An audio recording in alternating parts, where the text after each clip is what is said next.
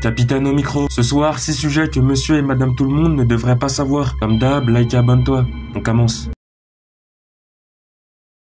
Les Chinois sur la Lune. Ce soir, je te parlais de la mission Chang 4. L'objectif principal était précis. Poser Chang 4 sur la face cachée de la Lune pour que le robot rover Yutu 2 puisse explorer les environs. Bon, la mission sera un succès, mais c'est là que ça devient intéressant. Le rapport chinois dira qu'ils ont découvert plein de nouvelles choses, comme des matériaux rares, des températures très extrêmes et même des volcans endormis. Mais ils n'ont pas tout dit, croyez-moi, parce que la face cachée de la Lune n'est pas une légende. Il y a vraiment quelque chose là-bas. Demandez juste aux Américains, eux, ils savent très bien. Je vais m'arrêter là pour ne pas en dire trop, mais vous n'imaginez même pas ce que c'est on fait là-bas. Pour conclure, grâce à la mission Chang 4, les Chinois sont dans le top 3 des plus grandes puissances spatiales. De plus, ils ont lancé d'autres missions en rapport avec la Lune, comme Chang 5 qui visait à rapporter des matériaux lunaires sur la Terre, Chang 6 où ils sont repartis sur la Lune pour prendre 2 kilos d'échantillons venant de la face cachée. Et ce n'est pas tout, car ils préparent déjà Chang 7 et Chang 8.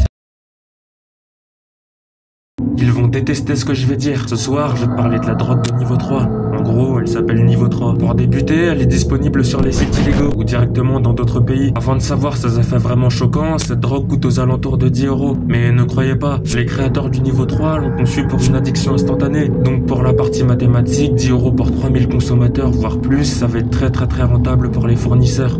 Passons à ses effets, mais il faut que tu saches que le niveau 3 peut être sous forme de poudre, liquide ou solide. Lors de ta commande, c'est toi qui choisis le format que tu veux. De plus, tu peux te l'injecter par piqûre, la fumer ou la prendre comme un bonbon. Et dès que tu la consommes, tu ne sentiras plus ton corps. Impossible de bouger, mais tu restes à la limite du conscient. En outre, c'est le bien-être absolu. Et en langage familier, t'es plus de ce monde. Toutes tes douleurs disparaîtront instantanément. T'auras des hallucinations qui te feront voir ce que tu veux. Et bien sûr, ça sera réel pour toi. Si pendant 2 heures c'est la kiffance totale, dès que ces effets disparaîtront, le monde va vite arriver. Et ton objectif principal sera d'en reconsommer par tous les moyens possibles. L'expérience de trop. Ce soir, je vais te parler d'Oswald Potts, un ingénieur en hypersonique qui va mener une expérience interdite. Pour en savoir plus sur Oswald, c'est un savant qui collabore avec une armée dans le top 10 des puissances mondiales. Mais pour des raisons de sécurité, je ne peux pas te dire c'est quel pays. C'est un ingénieur de génie qui a fait plusieurs expériences reconnues mondialement. Mais le 28 mars 98, il va aller trop loin. L'objectif était simple, prendre un moteur de la marque Scramjet avec des propriétés supersoniques et le pousser à 100%. Mais ce n'est pas tout, parce qu'avec ça, Potts va ajouter du nitrométhane et de l'oxyde nitreux. Les autres chercheurs lui ont dit de ne pas ajouter ces composants, mais il n'a pas écouté. En gros, c'est comme de la nitro. Au départ, tout allait bien, mais lorsqu'il a activé sa double nitro, ça va être plus ou moins explosif, dans tous les sens du terme. Déjà, dans le hangar où était menée l'opération, il faisait plus de 3000 degrés Celsius, et à cause des vitamines que Potts a données au moteur, les réacteurs deviendra hypersoniques et montera à Mach 11 très facilement. À titre informatif, Mach 11, c'est l'équivalent de 13 580 km/h. Et là, ça va être le drame, parce que sans le savoir, Oswald est en train de créer une méga bombe. Le réacteur déjà en phase hypersonique va surchauffer et il fera tellement chaud que l'oxygène sera coupé. C'est alors qu'une immense explosion hypersonique va se produire. Pour débuter, la base militaire et les villes aux alentours seront rasées de la carte. L'onde de choc ira à Mach 6 et va littéralement massacrer tout ce qui bouge sur plusieurs kilomètres. Et pour ne rien arranger, l'air sera totalement irrespirable sur plus de 500 mètres à la ronde. C'est dingue.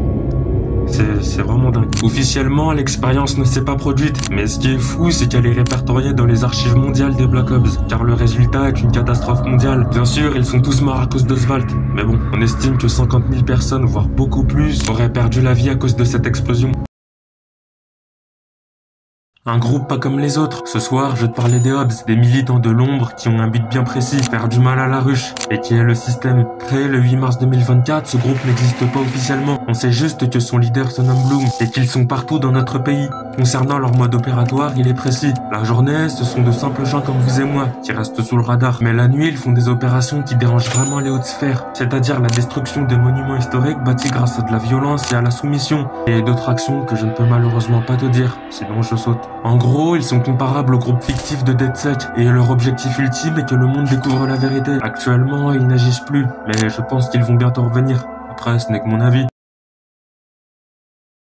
C'était vraiment pas prévu, mais je viens de tomber sur une information intéressante. D'après des renseignements, l'actuel président des États-Unis s'est rendu en Russie en juillet 1987 grâce à l'invitation de Yuri Dubinin, un ambassadeur soviétique. Et désolé si je le prononce mal. Avant de continuer, vous devez savoir que Trump était un homme d'affaires, mais à cette époque, il était en déficit. Ce qui est louche, c'est lorsqu'il est revenu de Russie, l'actuel président a reçu une somme colossale de 400 millions de dollars. Et c'est là qu'une affirmation va sortir. en disant que le président est devenu un agent double travaillant pour les services de renseignement russes. En échange d'une forte somme pour ses affaires, Trump devait soutenir la Russie et donner des informations importantes via ses contacts. De plus, avant son départ pour Moscou, Donald était apolitique, mais après son retour, son comportement va radicalement changer. Il soutiendra la Corée du Nord et la Russie, qui sont à temps normal les ennemis des USA. Pour conclure, il y a 3 membres haut gradés du KGB qui ont affirmé ces informations. Je ne vais pas te dire leur prénom, mais au moins tu sais. Regarde bien son comportement maintenant, et dis-moi ce que t'en penses.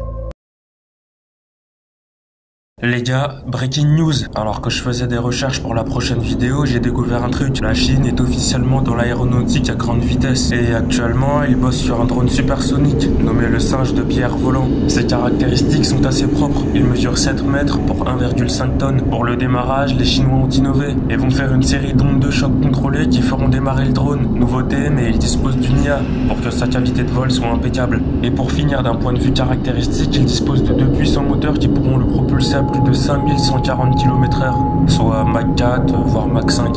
Mais les informations sur la marque du moteur n'ont pas été précisées. Pour ces matériaux, tout est fait pour qu'ils résistent aux températures extrêmes qu'il devra affronter. L'objectif des Chinois est d'étudier les avions supersoniques pour qu'en 2030, leurs appareils touristiques et militaires soient les plus efficaces du monde. Quand j'aurai plus d'infos, je t'en dirai plus. Merci pour ton attention, commente et à plus.